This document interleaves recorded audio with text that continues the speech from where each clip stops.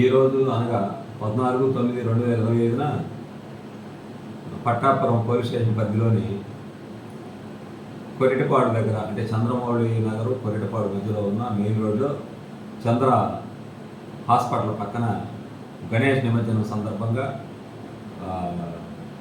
1000 వాళ్ళ ఈ క్రాకర్స్ పేల్చే సమయంలో అది ప్రమాదవశాత్తు ఆ పక్కనే ఉన్న ఆ క్రాకర్స్ ఏవైతే వాళ్ళు కాల్చడానికి తెచ్చిపెట్టుకున్నారో ఆ క్రాకర్స్ కట్టల మీద పడిపోయి మంటలు అంటుకొని అవి చంద్ర హాస్పిటల్ కింద ఉన్న జనరేటర్ వాటికి అంటుకొని కొంచెం మంటలు చెలరేగినాయి.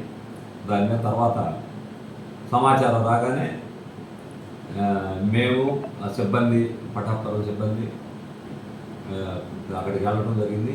సినిమా ప్రొడక్షన్స్కి వెళ్ళి అక్కడ లోపల ఉన్న 2-3 రక్షించడం జరిగింది. ఈ ప్రమాదంలో ఎవరికి ఎలాంటి గాయాలు కానీ ప్రాణ నష్టం కానీ ఏమీ జరగలేదు.